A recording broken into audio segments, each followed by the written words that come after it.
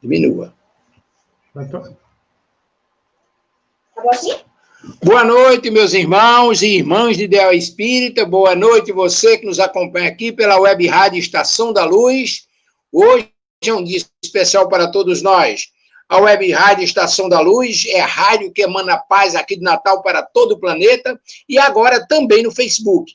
A Web Rádio Estação da Luz tem o apoio da Casa Espírita Ceareiro Francisco de Assis, lá em São Paulo do Protegido, da Casa Espírita de Emmanuel, do Pronto Socorro Espiritual Fabiano de Cristo, do Pronto Socorro Maria do Pão, do Grupo Caritativo São Francisco de Assis, lá em Ceará Mirim, e do Movimento Espírita do Rio Grande do Norte. Então, hoje é terça-feira, é dia do programa Espírita Tavares e seus convidados. O programa de hoje, nós vamos conversar, vamos dialogar com o nosso querido irmão Altamir Cunha. O programa de hoje, Fé, Razão e Espiritismo. Vai ser entrevistado, vai conversar conosco o nosso irmão Altamir Cunha, da Sociedade Espírita Angicana, lá de Angicos, aqui no Rio Grande do Norte. Então, eu, Renato Bezerra e o nosso irmão Delcio Soares, vamos conversar com o nosso irmão Altamir Cunha, e aí vamos abordar aqui uma série de aspectos da doutrina espírita, sinal de alarme, como nos livrarmos da influência dos espíritos maus, mediunidade e prova, e por aí se vão tudo isso. Mas vamos iniciar o nosso programa de hoje fazendo aquela preparação. O nosso irmão Bezerra de Menezes nos diz que toda a atividade na Serra de Jesus precisa ser iniciada com uma prece e uma leitura do Evangelho. Mas o nosso irmão João Horácio de Góes nos dizia que a leitura preparatória na atividade na Serra de Jesus é como se estivéssemos colocando os tapetes para o acesso dos espíritos superiores que vão coordenar nossas atividades. Então, nós pedimos a permissão para fazermos a leitura do livro Pão Nosso, ditado pelo Espírito Emmanuel, psicografia de Francisco Cândido Xavier, o livro Pão Nosso, e vamos fazer a questão número 108, oração. Preservai-vos em oração, velando nela com ação de graças. Paulo, primeira carta aos Colonicenses, capítulo 4, versículo 2. Muitos crentes estimariam movimentar a prece, o qual se mobilizasse uma vassoura ou um martelo. Exigem resultados imediatos por desconhecerem qualquer esforço preparatório. Outros preservam na oração, mantendo-se, todavia, angustiados e espantadiços. Desgastam-se e consomem valiosas energias nas aflições injustificáveis. Enxergam somente a maldade e a treva e nunca se dignam a examinar o tenro broto da semente divina e a possibilidade próxima ou remota do bem. Encaram-se, ou melhor, encarecem-se ao lado do mal e perdem, por vezes, uma existência inteira sem qualquer propósito que se transfiram para o lado do bom, ou para o lado bom. Que probabilidade de êxito se reservará ao necessitado que formula uma solicitação em gritaria, com evidentes sintomas de desequilíbrio? A concessionário sensato de início adiará a solução, aguardando prudente que a serenidade volte e predomine. A palavra de Paulo é clara nesse sentido. Indispensável persistir na oração, velando nesse trabalho com ação de graças.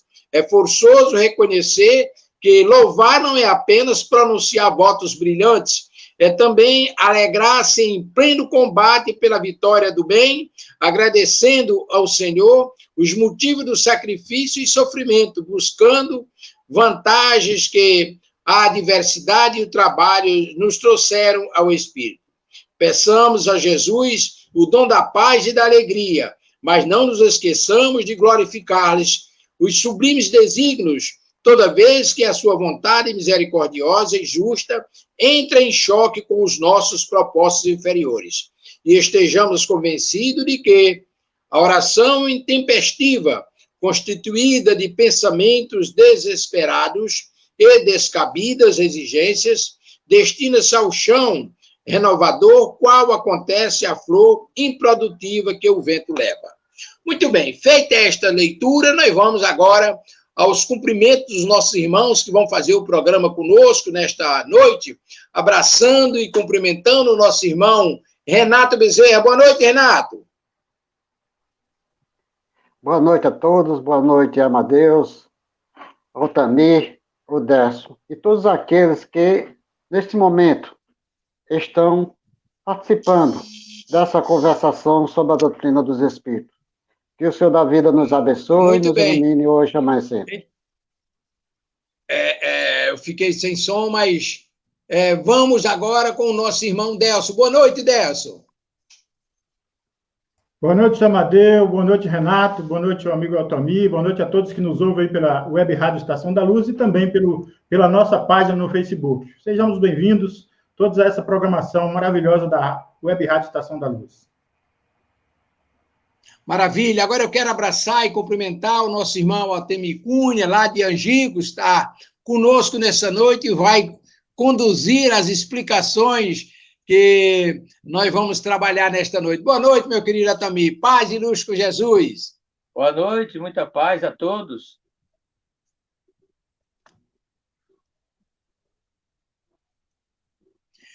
Eu estou sem som, Delcio, eu estou sem som. Por gentileza, Delcio, conduza daí que eu estou sem som. Muito bem, São Amadeu. Nós vamos iniciar o nosso trabalho passando aí a nosso querido Renato para que ele possa fazer a leitura, a preparação. Já que você leu a mensagem, o Renato faz uma preparação para avançarmos no trabalho dessa noite. Renato. Vamos fazer a prece e depois ler o ponto. Isso. A preparação que eu falo aqui é a prece, por favor. A prece, né? Amado Jesus, mestre amigo, estamos aqui novamente, Senhor, neste banquete divino, em busca do entendimento, do conhecimento e da paz. Sabemos que a divulgação da doutrina dos Espíritos são momentos ímpar nas nossas vidas.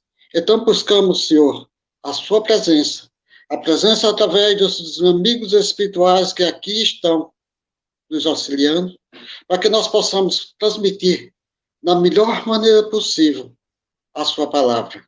Também, nesse momento, Senhor, pedimos para aqueles que sofrem, para aqueles que vivem nos hospitais, aqueles que ainda não te vê. Mas sabemos que mais cedo ou mais tarde, todos nós seremos aqueles espíritos que estão no seio do Senhor. Que o Senhor da vida nos abençoe, nos ilumine, nos fortifique hoje, amanhã e sempre.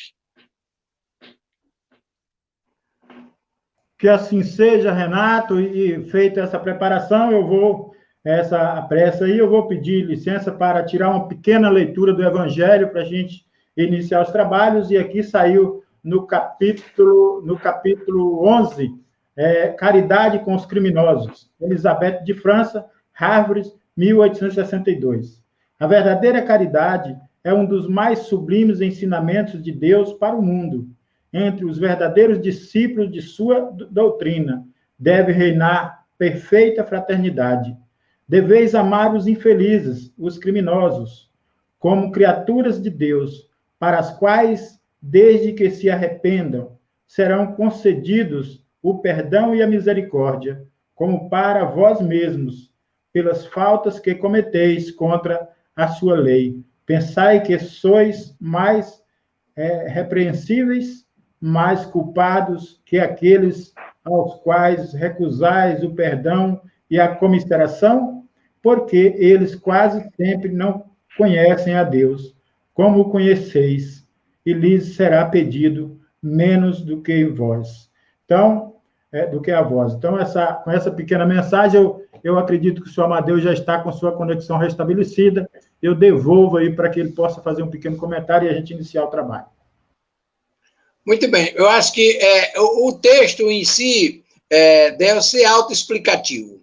Eu gostaria de agradecer a oportunidade que o irmão nos faculta, mas gostaria de passar já diretamente, pedindo desculpa à espiritualidade, mas já passar direto para o seu comando para você conduzir aí a conversa, a palestra, as explicações com o nosso irmão Altamir Cunha. É com você, Delcio e Altamir, por favor.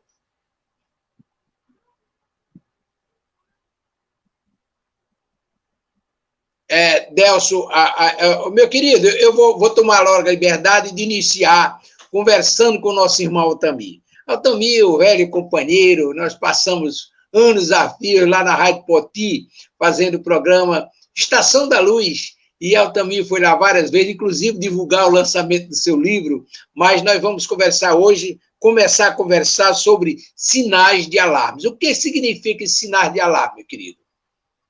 Boa noite a todos. Realmente falar em sinais de alarme, nós falávamos primeiro sobre a influência que a espiritualidade tem sobre nós, espíritos encarnados, os espíritos encarnados, sobre nós encarnados.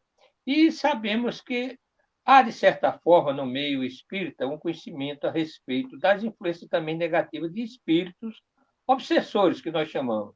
O que, na verdade, às vezes esse nome não é tão adequado, porque às vezes fica como se toda a carga de culpa estivesse no nosso irmão desencarnado, quando, na verdade, a obsessão é resultado de uma sintonia. Quando nós criamos a sintonia, começa, então, a influência com espíritos que estejam na mesma faixa. Mas também pode acontecer de vir sugestões diretas do plano espiritual inferior para que, aproveitando de nossas imperfeições, possam estabelecer a conexão e, daí, iniciar um processo obsessivo. Então, existem alguns sinais de alerta que são exatamente aquelas situações que nós criamos e que nos dispomos à influência desses espíritos sobre nós. Quando, normalmente, nós reclamamos porque estamos trabalhando muito, por exemplo, achamos que estamos sobrecarregados com o trabalho demais da espiritualidade e que só nós trabalhamos, ou coisa desse tipo. Quando procuramos, pensando exatamente que estamos trabalhando muito, descansos exagerados, que o repouso todos nós precisamos. Mas algumas vezes desconfiemos quando nós estamos sempre querendo repousar. E essas condições, muitas vezes, representam influência de espíritos, colocando numa situação de aparente necessidade para nos tirar do trabalho. A questão da irritação fácil, que muitas vezes nós nos dispomos, situação que nós não temos muita paciência, e às vezes por alguma colocação indevida de algum companheiro no seio da família, ou seja como for, nós então nos indispomos numa certa irritação que, nesses momentos de desequilíbrio, é quando podemos abrir as brechas, vamos dizer assim, que os influenciadores se aproveitam. Então, existem vários sinais de alerta que nós precisamos estar realmente vigilantes, cumprindo aquilo que Jesus falou: orai e vigiai para não cair em tentação. Então, a oração e a vigilância, para que, quando estejamos dispostos a entrar nessas determinadas sintonias, nós pararmos e refletirmos e mudarmos o nosso teor vibratório. Porque, a partir do momento em que nós subimos, vibratoriamente falando, os nossos pensamentos para coisas mais positivas, os chamados obsessores não encontram oportunidade, ou não encontrarão oportunidade de sintonia. Então, em síntese, é isso aí que nós chamamos de sinais de alerta. São esses sinais de certos exageros nossos a respeito de nós, como pessoas que mais sofrem. Eu sou uma pessoa muito sofrimento, essas questões todas, a preguiça, muitas vezes, né, que adiamentos e adiamentos, às vezes, de compromissos que são simplesmente, às vezes, motivados por certas influências, que fazem com que nós, tendo tarefas a cumprir, então, possamos adiar e, consequentemente, chega o dia de retornarmos à espiritualidade e não cumprimos aquilo que deveríamos cumprir. Então, em síntese, é mais ou menos isso aí. É justamente essas brechas que são abertas, como você se referiu, que possibilita a influência dos espíritos maus. Você já disse, por exemplo, em outras palavras, como nos livrarmos, orar e vigiar. Mas tem mais alguma coisa que se possa fazer, além de orar e vigiar, para nos livrarmos das influências dos maus espíritos? Sim, é o seguinte: quando nós realmente temos uma enfermidade, nós temos que procurar um medicamento, né? Então, na questão da obsessão, existe algo importante que a espiritualidade nos aconselha, e o próprio codificador da doutrina espírita. A maneira apropriada para nós não sofrermos a influência dos espíritos, ou sairmos das influências dos espíritos inferiores, é nós vibrarmos numa faixa superior.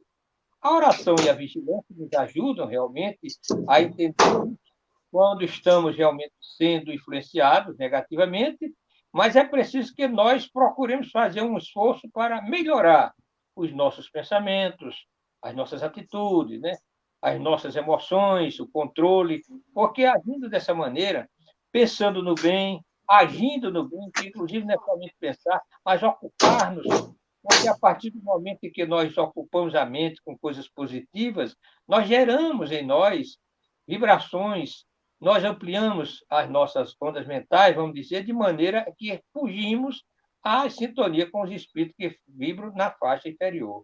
Então, é isso aí que nós propomos como proposta do próprio codificador e dos benfeitores espirituais, que mudemos de sintonia e alteremos as nossas vibrações, porque, tal qual uma rádio ou uma televisão, vamos dizer, um aparelho de televisão, que nós queremos sintonizar em determinada estação, nós é que fazemos a frequência, né? Escolhemos a frequência adequada.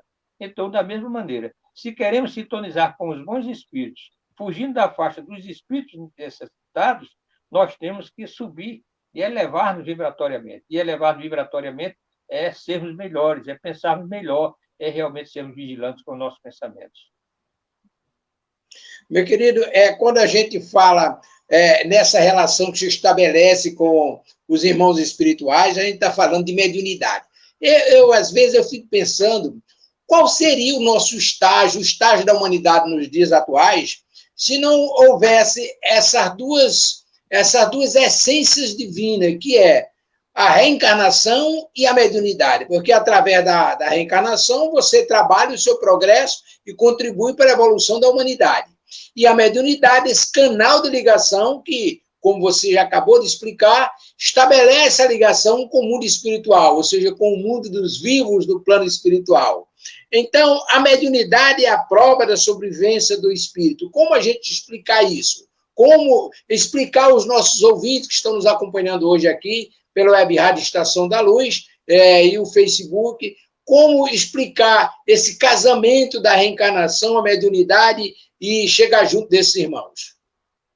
Na verdade, devemos compreender que até mesmo para termos essa bênção da doutrina espírita conosco, foi preciso que existisse esse instrumento maravilhoso que chama-se mediunidade. Diferente do que algumas pessoas imaginam, a mediunidade apenas como instrumento de comunicação, ele é um instrumento de evolução.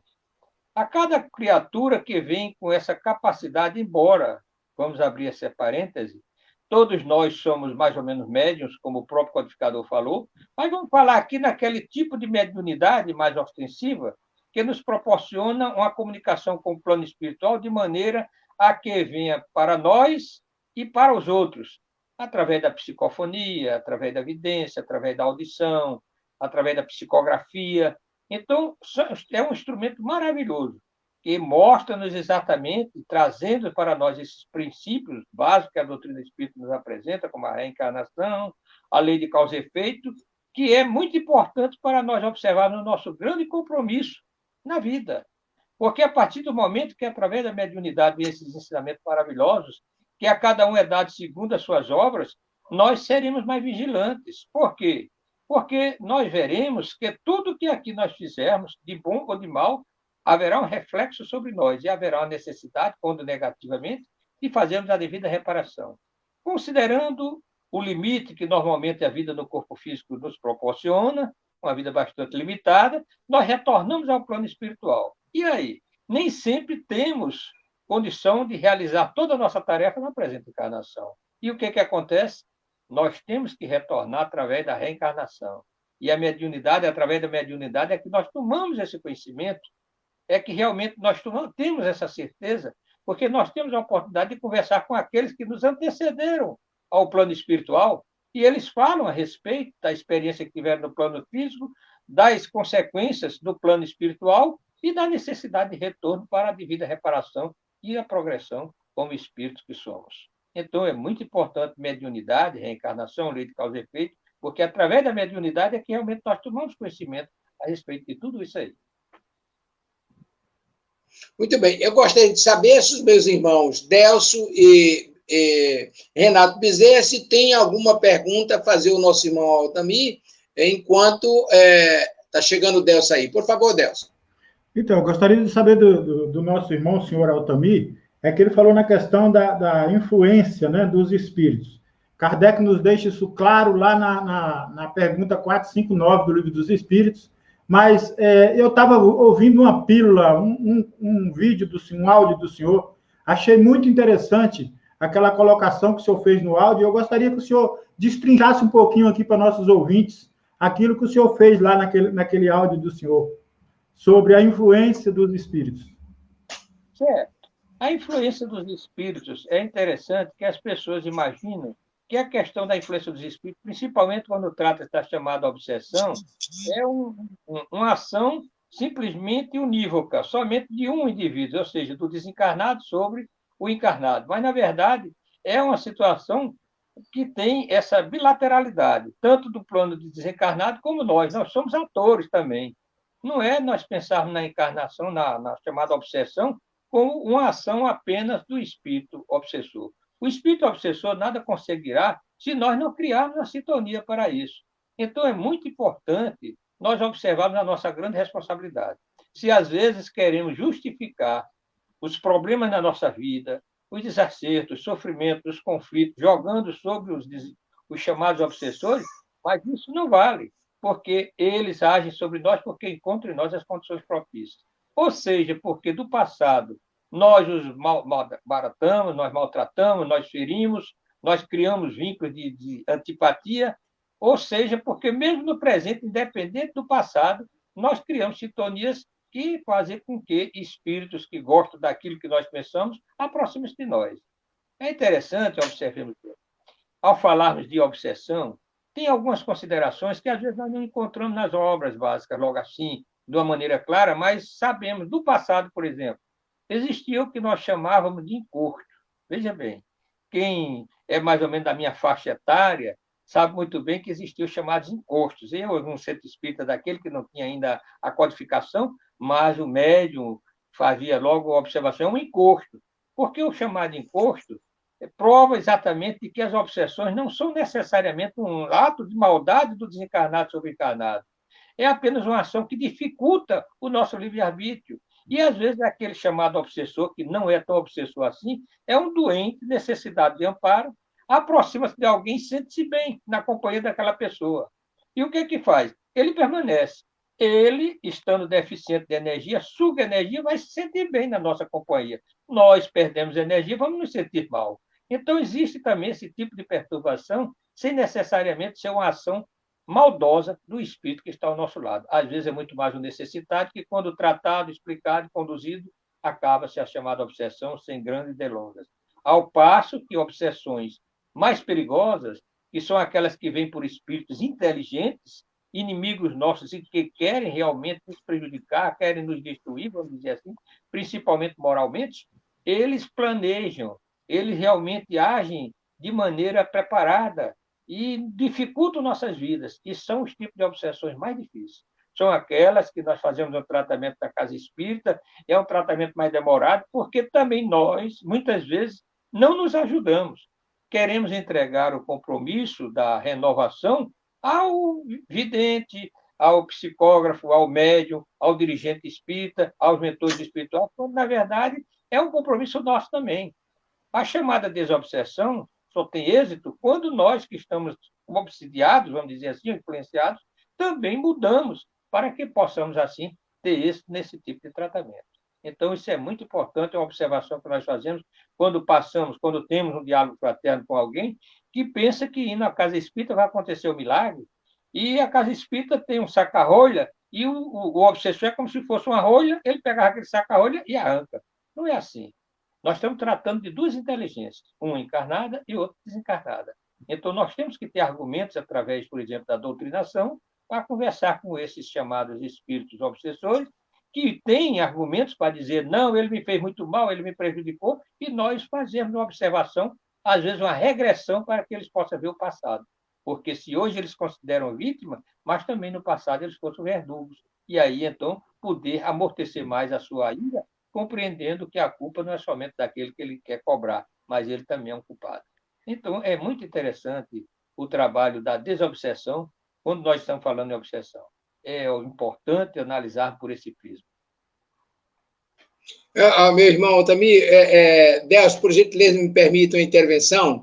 Veja bem, Divaldo Franco, ele trata exatamente do final das palavras do nosso irmão Altamir. Ele explica o seguinte, ele diz que tem um apreço muito grande pelo obsessor. Aí isso parece até estarrecedor. Ele não está preocupado com o obsidiado, porque o obsidiado de hoje foi o algoz de ontem. Então, a preocupação deve ser com o obsessor. Por que com o obsessor? Porque o obsessor, ele é um perdedor. Aí ele explica, olha, ele perdeu quando foi vítima do problema que deu caso à perseguição hoje. Ele é perdedor quando ele encontra o seu desafeto e tenta atingi-lo e não consegue. Ele tem limitações, ele quer fazer as coisas, mas faz de acordo com o grau de comprometimento do procurado, do obsidiado. E aí tem a gravidade de tudo isso. Como ele não buscou o perdão, como ele não se reconciliou com a própria consciência e com as leis divinas, ele vai pagar tudo que está fazendo. Então, ele é o grande perdedor. E o obsidiado de hoje, esse coitadinho, é o algoz de ontem. É isso mesmo, né, meu irmão? Exatamente, tranquilamente. É como eu digo, é um caminho de duas vias. Às vezes a gente só pensa que o obsessor é o perdido, é o que deve ser realmente banido, mas não compreendemos que, coitado, ele apenas está cobrando algo que se sentiu ofendido e está cobrando. Aquele que hoje está na condição de pobre coitado, sofrendo, hoje, mas no passado também não teve a sensibilidade quando maltratou aquele que hoje está lhe cobrando. Então, é muito importante, principalmente para nós que somos doutrinadores, considerarmos isso aí, para sabermos doutrinar, não é querer ter aquela autoridade sobre o obsessor, não. O que vale numa doutrinação é nós termos a humildade e termos essa capacidade, essa simplicidade de mostrar que ambos são necessitados. E nós não estamos ali como uma autoridade querendo condená-los, repreendê-los, não. Mas como amigo, como irmão que está tentando dirimir dúvidas para que se estabeleça a paz, a harmonia, a amizade entre aqueles que ainda são inimigos. Então, é esse o processo, quando nós temos o conhecimento, na chamada doutrinação, porque nós vemos ainda aquele estilo antigo, e as pessoas vão com aquela autoridade sobre o obsessor, vai sair, vai sair. Como é que nós temos a autoridade de dizer vai sair? Como é que nós temos a autoridade para dizer que uma obsessão que vem de séculos e séculos, inimizade, nós dizemos que através do tratamento ele vai logo ficar bom? Não. Colocamos na mão de Deus, confiamos em Deus e Deus tem solução para todos os problemas. Agora, quanto a nós, não temos autoridade para, de imediato, criar uma expectativa numa pessoa que vai à casa espírita procurar uma cura de uma obsessão.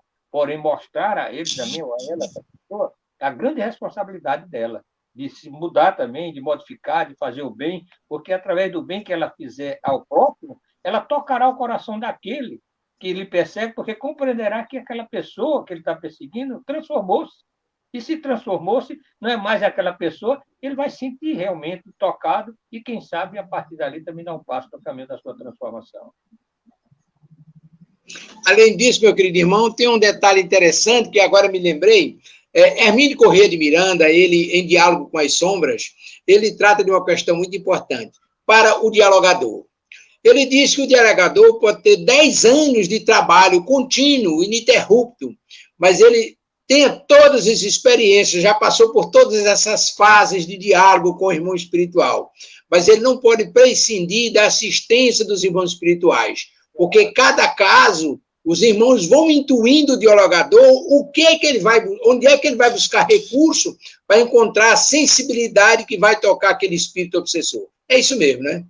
Exatamente. Inclusive, em situações onde se aplica determinados métodos, como da hipnose, que às vezes precisa fazer, que nós fazemos a preparação psicológica, mas a espiritualidade é quem apresenta o quadro. Está entendendo?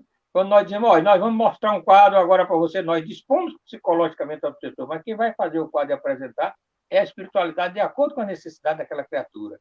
Às vezes, apresentar um ente querido dela, daquele espírito dele, por exemplo, a mãe, um pai, um da vida dele, ou coisa desse tipo. Então, é muito importante considerarmos que nós não somos os heróis que vamos curar alguém ou libertar alguém. Nós, às vezes, não nos libertamos nem a nós mesmos ainda, né? Essa dificuldade. Então, devemos ter a humildade de aceitar que a espiritualidade está sempre presente e sem ela não faríamos nada. Perfeito. Eu gostaria de saber se o nosso irmão Delcio ainda tem mais alguma coisa a perguntar e se o nosso irmão Renato Bezerra também tem alguma coisa. Por favor. Eu gostaria de passar para o Renato, ver se o Renato tem alguma questão, alguma pergunta. Renato? Tenho. Altamir, eu tenho duas perguntas, só não é uma, duas.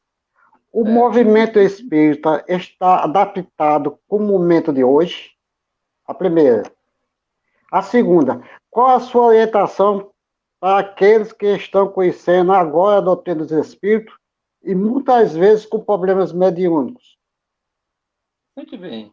Quanto à primeira, se a doutrina espírita, o movimento espírita está preparado para a atualidade, na verdade, nós dificilmente estamos preparados para a atualidade, porém, vamos, de acordo com a atualidade, nos preparando, né?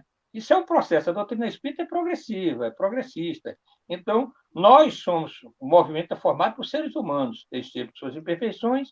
Claro que nós vamos pela intuição dos espíritos, adiantando algumas coisas, mas outras nós só vamos realmente considerar quando estamos passando pela experiência. Por exemplo, tivemos essa experiência agora, não muito agradável, mas teve o seu lado útil de passar por essa pandemia para que nós nos integrássemos nesse tipo de trabalho, que também é um trabalho maravilhoso. Porque estamos aqui, por exemplo, às vezes até acomodados em nossos lares, realizando, mas, ao mesmo tempo, poderemos estar beneficiando de uma vez só centenas ou milhares de pessoas.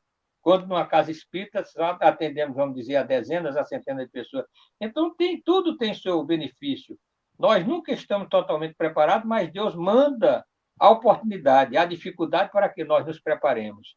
Por isso que devemos dizer sempre que a doutrina espírita vai galgando constantemente e se adaptando à atualidade. Não quer dizer que tenha adaptado de todo, porque nós temos as nossas dificuldades naturais. Quanto à outra pergunta, que é sobre... Pode repetir, por favor, Kelly? A mediunidade, qual foi? Renato, seu microfone está fechado, Renato. Seu microfone está fechado. Altamir, é o seguinte, qual é a orientação que você passa para aqueles que estão chegando hoje na doutrina dos espíritos e muitas vezes com problemas mediúnicos?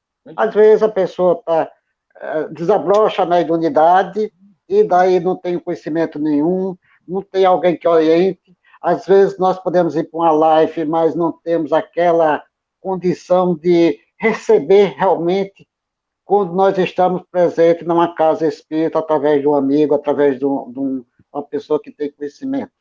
Qual a orientação que você passa?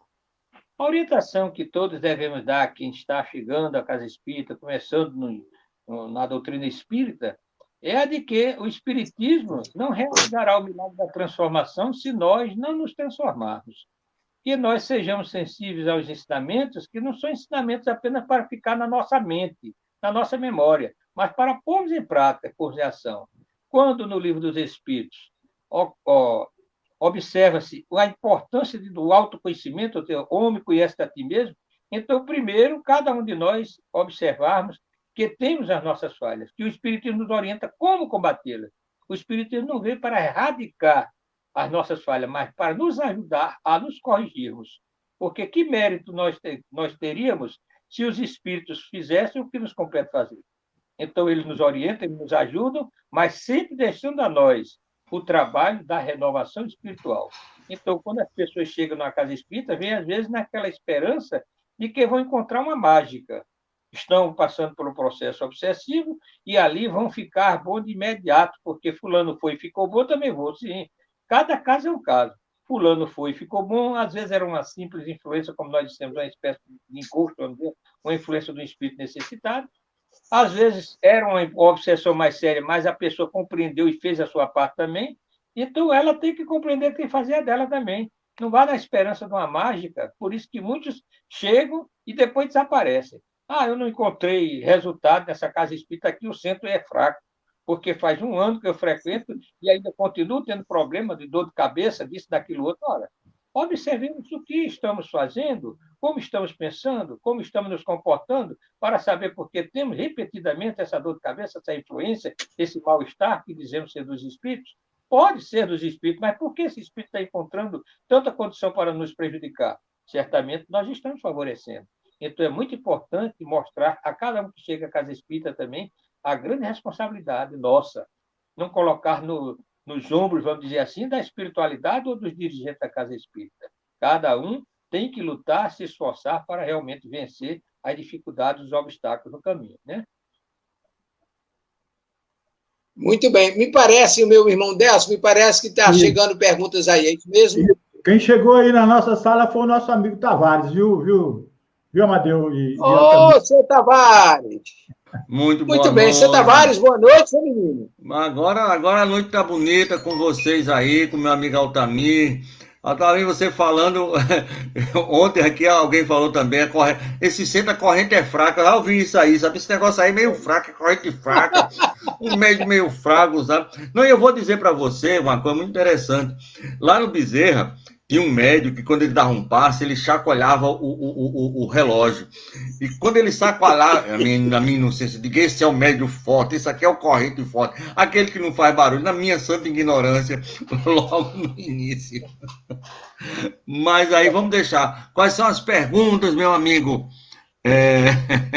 Meu amigo Décio, que nós temos aí para formular para o nosso irmão Altamir Cunha, amigo do meu pai, viu? Estudando juntos. Também é o espírito mais antigo da minha casa, porque desde meninote, assim, rapazola, né, lá nas quintas, estudando até as altas horas da noite, matemática, meu amigo Altamir, meu pai, meu velho pai, seu Ezequias. Então, é uma coisa, assim, muito querida que eu tenho com você, um carinho muito grande, ter reencontrado você depois e saber que você... do velho amigo Ezequias. Saber que você é essa muralha moral que você é. Isso é muito gratificante. Muito obrigado, mesmo. E aí, Décio, nós temos alguma pergunta? Tem alguma coisa?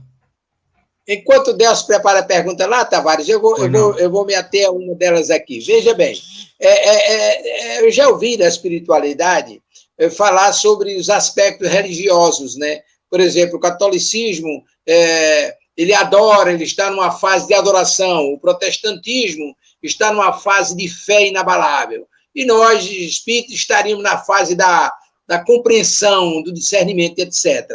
A nossa fé é suficiente para conduzir ou enfrentar as aflições do dia a dia, meu irmão?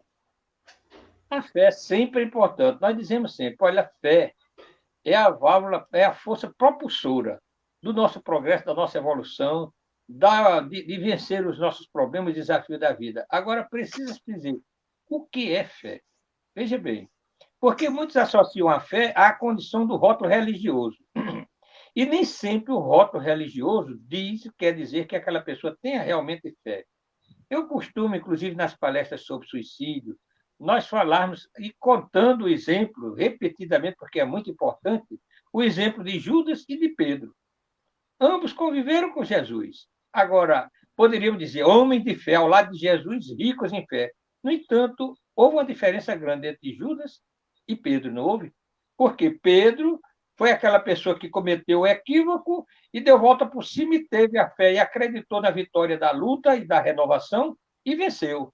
Judas, simplesmente no erro que cometeu, só acreditou que era um homem derrotado e não teve fé. Suicidou-se.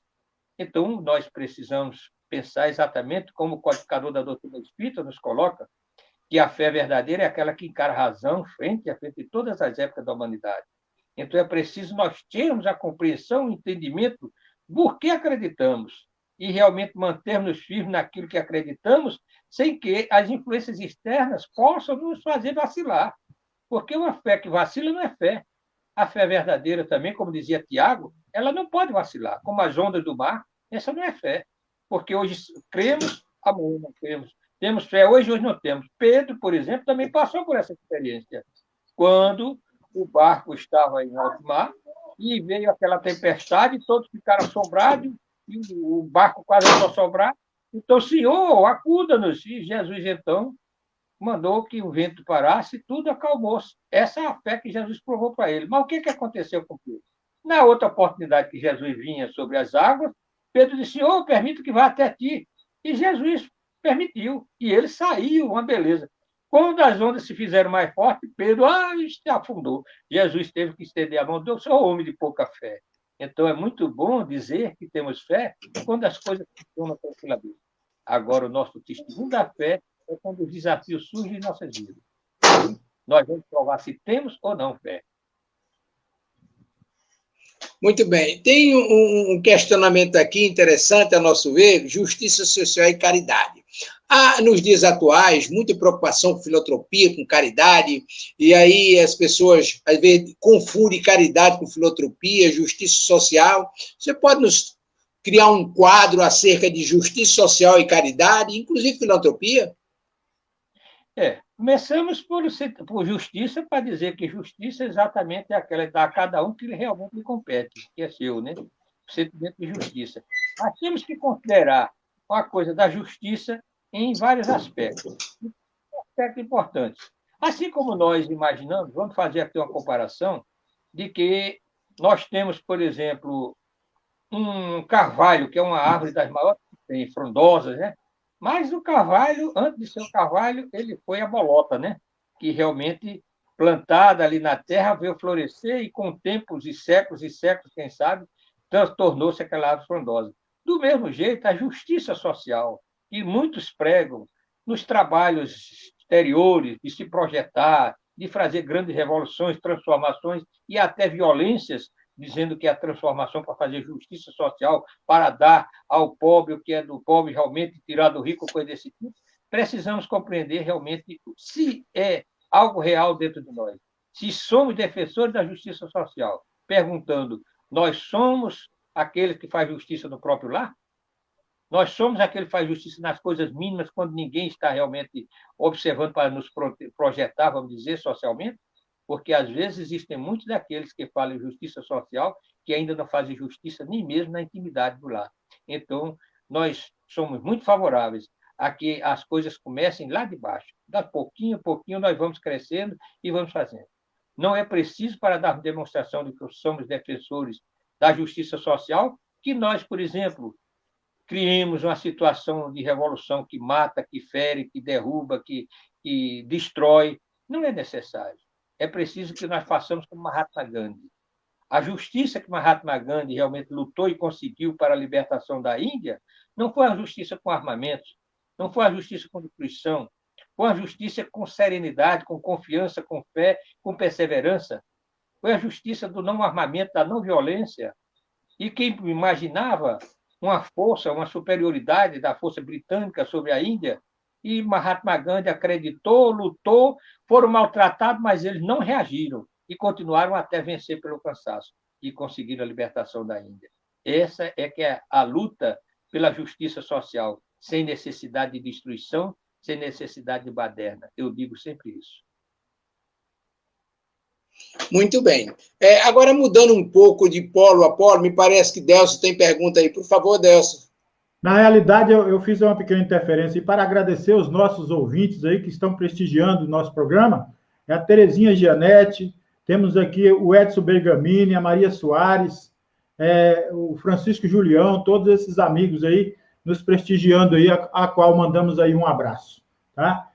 Mas ele colocou uma questão muito bem explicada aí, mas nós sabemos que nesses tempos que nós precisamos cada vez mais trabalhar, né? Estender as nossas mãos, fazer as nossas ações no caminho do bem, nós ainda encontramos muita ociosidade no nosso meio. Eu gostaria que ele formulasse aí uma pergunta, se existe os males dessa ociosidade e o que fazer para sair desse ostracismo, dessas condições. A ociosidade, nós sabemos, inclusive o codificador da doutrina espírita, quando perguntou aos espíritos a respeito do suicídio, porque algumas pessoas sem causas aparentes se suicidam, então ele disse que os 3 fatores, ele citou, e entre os 3 fatores está a ociosidade. Ele citou a falta de fé, a ociosidade e a saciedade. Então, a ociosidade é um fator de complicação grande na nossa vida.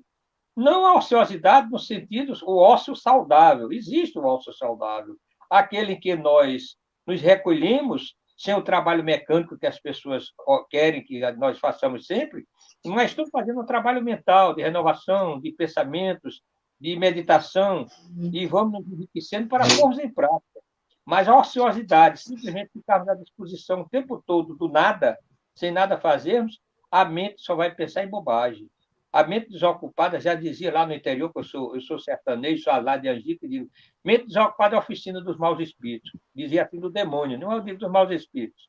Então, a mente desocupada é sempre uma oficina do mal. Precisamos preencher com coisas úteis. Agora, não é preencher com coisas úteis, agora não é preencher com tudo, porque existem as coisas negativas. Preencher com as banalidades que hoje nós vemos aí, às vezes ocupamos a nossa mente com programas que não têm muito sentido, que vão cada vez prejudicar-nos mais. Vamos nos enriquecer, porque nos enriquecendo de coisas boas, o que nós pensamos, nós exteriorizamos esses pensamentos nas nossas vibrações e atraímos as boas companhias. E o contrário, nós sabemos que também poderá ser prejudicial. Então, é bom compreendermos o grande mal que representa a ociosidade e a importância de termos a mente ocupada. Quando Jesus disse, o Pai até hoje trabalha e eu também trabalho, então é uma prova de que o trabalho é benéfico, o trabalho é uma necessidade, é o trabalho, nós não podemos deixar de lado o trabalho. O trabalho é muito importante para o progresso, para a evolução de todos nós.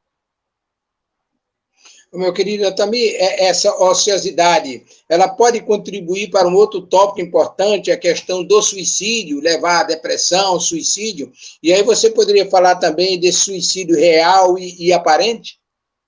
Pode. É interessante, como nós citamos, que a pergunta que Allan Kardec fez em 1943, se eu não me engano, que ele perguntou e a resposta foi essa, esses 3 elementos, a falta de fé, a saciedade e a ociosidade. Essa ociosidade é altamente prejudicial. Agora, no que diz respeito a suicídio, nós estamos falando de suicídio, vamos ver, abordar, como lá no Evangelho segundo o Espiritismo, tem alguma pergunta que mostra exatamente algo que nós podemos concluir a respeito de um suicídio real e o suicídio aparente, que algumas pessoas pensam que foi suicídio e não foi. Porque, para se estabelecer realmente o suicídio, é preciso que haja uma intencionalidade para aquilo, ou, pelo menos, o conhecimento de que aquilo poderá nos causar a morte. E, no entanto, quando nós vamos salvar a vida de uma pessoa, por exemplo, está uma pessoa morrendo afogada, vamos dizer assim. Então, naquele momento, nós sentimos o nosso compromisso de ser solidário com aquela pessoa, de tentar salvar a vida daquela pessoa, e até não nos lembramos que não somos bons nadadores, vamos dizer assim. Porque a importância naquele momento nosso é salvar uma vida. Projetamos na água e, então, nos afogamos também. Aí pode dizer, essa pessoa morreu, suicidou-se? Não, não suicidou-se. Aparentemente foi um suicídio que alguns poderiam dizer, ela não sabia que não sabia nadar, ou não tinha algum conhecimento. Sim, mas o que prevalece aí foi a intenção, prevaleceu foi a intenção. Então, nós lembramos aqui o que os nossos amigos lá do Oriente, eles diziam, Deus valoriza mais o advérbio do que o verbo. É preciso que em nossas ações nós consideremos mais o advérbio do que o verbo, ou seja, mais do que a ação, o que realmente nos moveu a provocar aquela ação.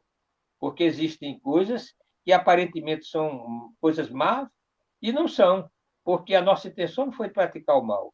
Então, é sempre a diferença que nós devemos fazer entre o suicídio real, que é aquele que nós queremos realmente nos suicidar, que nós procuramos nos suicidar, ou temos conhecimento de que aquele estilo de vida que estamos levando vai nos conduzir ao suicídio. Por exemplo, o vício da droga, o tabagismo, o alcoolismo. Então, as pessoas sabem que aquilo vai deteriorar o corpo e vai antecipar a sua desencarnação, mas mesmo assim se deixam levar por aquilo. Então, é um suicídio indireto, mas é um suicídio, diferente do caso em pauta que nós citamos, né? Quando alguém vai salvar a vida de outra pessoa. Quando muitas mães, numa questão, por exemplo, de uma violência, num assalto ou coisa desse tipo, se projeta na frente da arma e é atingida para salvar o filho. Então, isso não é um suicídio, isso foi um ato heróico, um ato de altruísmo, que tira realmente essa carga da consciência dela, que não foi realmente suicídio. Embora que aparentemente algumas pessoas possam pensar, foi suicídio, não foi. Então, essa é a diferença que nós fazemos entre o suicídio aparente e o suicídio real. A causalidade é levada pela consciência daquilo que iria acontecer, e o outro não. Foi com um sentido muito mais de praticar um ato de amor ou coisa desse tipo. Muito bem. Já que a gente falou na questão da desencarnação, uma coisa que tem preocupado muita gente e muita gente procura resposta, inclusive na Seara de Jesus, na casa, no Espiritismo, é a questão da desencarnação coletiva. Pode nos falar sobre isso? Podemos, sim. Olha, assim como acontece a desencarnação individual, claro, acontecem as desencarnações coletivas. Assim como acontece, como existem os débitos individuais, ou seja, cada indivíduo tem seus débitos e resgata de acordo com as suas necessidades, grupos de espíritos também têm débitos que agiram e se, vamos dizer assim, se comprometeram, né, coletivamente e resgatam coletivamente. Então, normalmente, as desencarnações coletivas mostram exatamente grupos de espíritos que tiveram ações no passado de maneira, um grupo, vamos dizer assim, e estão retornando para resgatar em conjunto, tendo em vista a semelhança de ações, a identificação de ações, então resgatam em conjunto. Agora, sempre costumamos dizer, não quer dizer que toda pessoa que esteja ali naquela situação seja uma pessoa comprometida do passado com aquilo. As provações, porque morte para nós tem um sentido, mas para a espiritualidade é outro. Para a espiritualidade, morte é libertação, quando naturalmente acontece, determinado por Deus. Então, pode alguém que tem o karma da violência, mas não está envolvido com aquele grupo, mas que está tendo em vista o seu karma com a violência, de passar por uma morte violenta, foi atraído para aquela situação que iria ali acontecer. E resgatou com aquele grupo, sem necessariamente ter participado com aquele grupo no passado. Então, a gente não deve ser radical, a generalizar, né? Tudo, criar uma situação, uma regra, porque não é assim também. A vida, existem as coisas que nós precisamos fazer diferenças. Deus realmente não cobra as pessoas também pelo mal que fez, mas também pelo bem que fez, paga pelo bem que fez. Então, o mundo está sempre a nos dar a gratificação, o pagamento do bem e do mal. É a contabilidade. Então, de maneira que no final nós vamos ter um saldo, vamos dizer, positivo ou negativo. Por isso que o apóstolo Pedro, de maneira tão sábia, colocava de que o amor cobre uma multidão de pecados.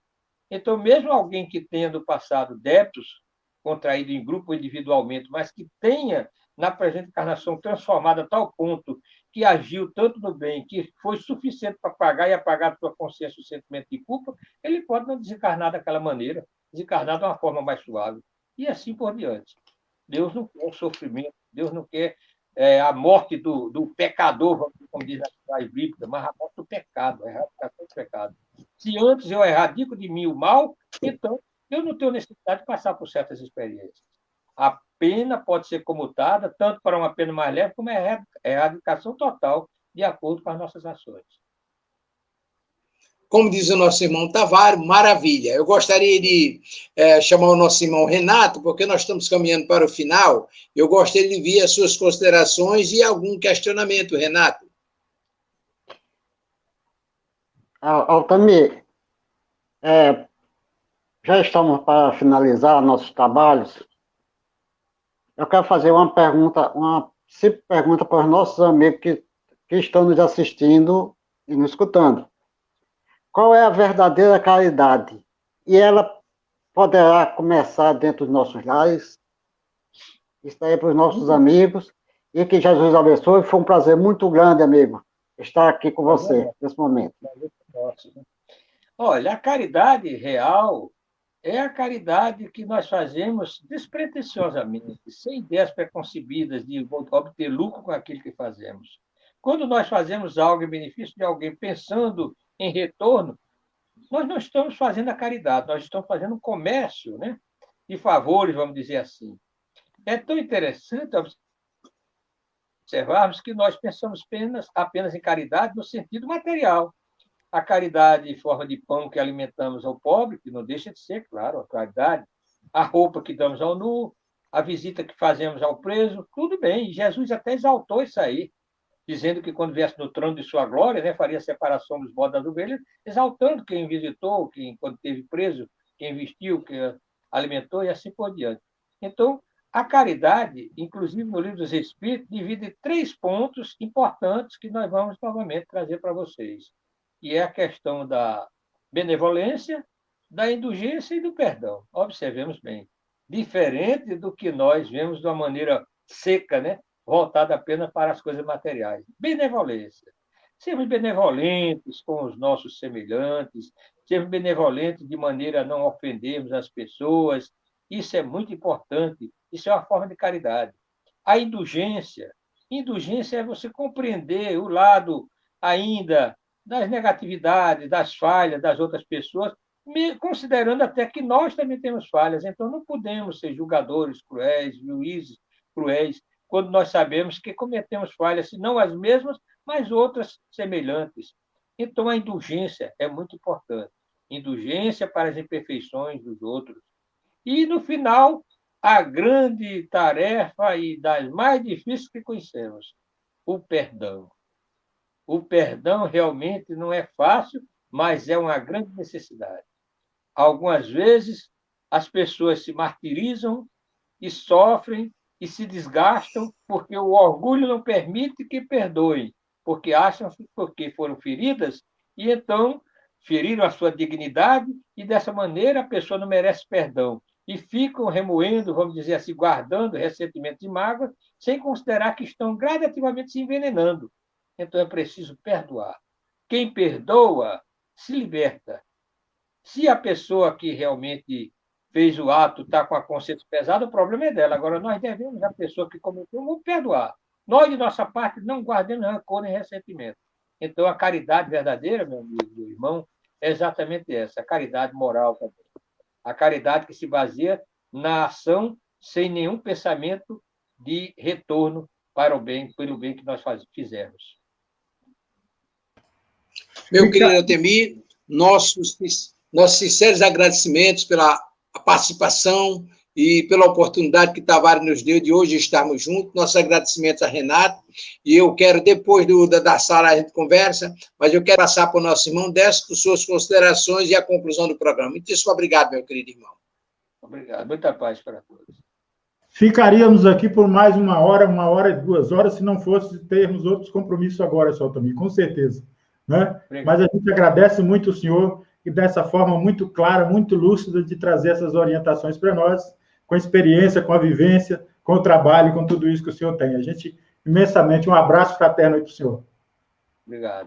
Vai ter outro programa, sim, porque o tema é abrangente e tem muita coisa para a gente destrinchar, como diz o bom baiano. Madeu, agradecido aí, Madeu. Eu vou ter que, Renata, Madeu, Tavares, vou ter que passar a programação da Web Rádio aqui e logo em seguida a gente fazer a prece final e encerrar o programa, tá bom?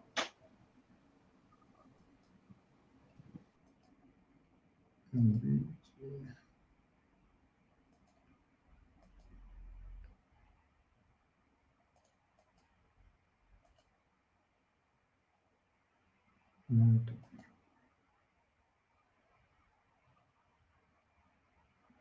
Eita Deus, deu errado aqui.